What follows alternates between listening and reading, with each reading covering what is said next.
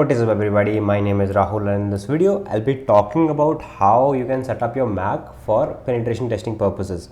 So in this video we'll be covering a few of the topics that I found troublesome and I would like to share it with you. Again, I had a comment in one of my previous videos where a guy asked me to make a video of how you can seamlessly use Mac in order to perform penetration testing. So this, because I do not personally prefer virtual machines, so this is one of the reasons I bought a Mac over Windows. So because Mac basically uses Linux kernel. So with that, let us begin. So first of all, what will happen is if you tend to use if you open any app, you'll see that it by default opens up in full screen. So but what happens if you want to open two screens simultaneously? So one of the things that you can do is you can press on the green button and you'll see that these both are in the same screen, but again this does not come handy.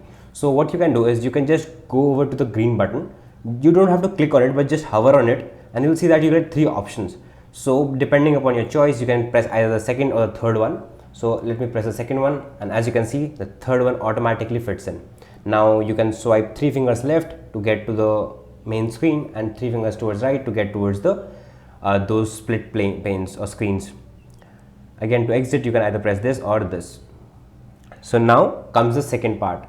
So in the second part I'll be discussing about the package manager. So unlike Linux based operating systems or Ubuntu systems, you do not have an app to get you do not get package manager installed by default. So for example, I cannot type in app to get install nmap to install nmap. As you can see, it will say that the command not found, apt get. But again, there is a package manager for Mac based operating for Mac, and it is brew.sh. So it is called homebrew. All you have to do is you have to to install homebrew, you have to copy this part and just paste it on the terminal. And after that, whichever app you want to install, first of all I would like to tell you that after you have installed homebrew and completed the setup, you can again come to brew.sh and type in nmap, and as you can see, nmap will get installed. There is Wireshark as well, but there might be a possibility that you might not find all the apps. In that case, you can specifically go to the website and install apps. So for example, if I want to install Burp Suite, I can go to that particular website and install Burp Suite. I'm sorry about that.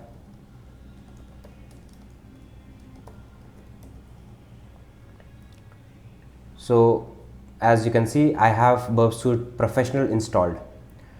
So with that, let us move on to the next part. So some people might be thinking that how to split panes. So I do not personally prefer splitting panes, but in future if I do, I'll definitely make a video on it. But here you have two options. The first one is Tmux for Mac, and the second one is called iTerm2. So you can use iTerm2 to split panes, and similarly you have Tmux as well for Mac as well. So you can install it via homebrew. So let's go to brew.sh and let's search for Tmux. And as you can see, Tmux is available. Let's click on it, and this is a simple command that you have to copy and paste it on your terminal. Now you might also feel that you do not have access to all the tools in the homebrew repository. In that case, what you can do is you can go to GitHub and look for that tool. Again, if you do not find that tool, many developers, they leave the source code behind. So you can use you can use that source code to compile your own binary. But again, there might be a problem that after compiling it, you might face certain issues. So in that case, what will the issue will be that Mac will not allow you to run it. So what you have to do is you just have to go to system preferences and go to system security and privacy and click, and that app whichever you are trying to run, that Mac prevented you from running exclusively, it will be shown here. You just have to click on a button that will be presented over here. So that is one of the ways in which I I ran an app which my Mac system or which my Mac was not allowing me to run.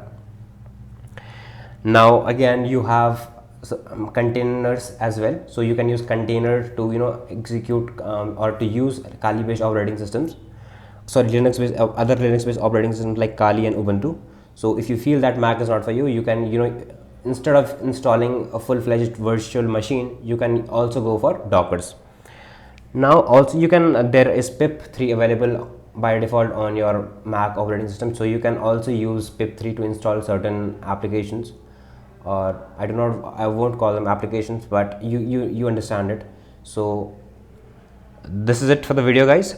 So I hope you liked it. I'll be posting my experiences and certain new things that I learn in my journey through these videos.